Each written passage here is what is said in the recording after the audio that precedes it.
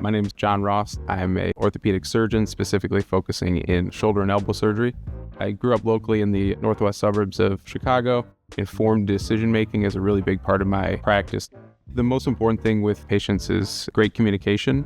I really try to educate patients on the pathology, my rationale for why I would do certain things. I can provide patients with several great options, but they pretty much can choose what they think is most appropriate for them. My focus after doing a fellowship year is really in complex shoulder and elbow problems, especially with regards to shoulder replacement. That's kind of my main passion.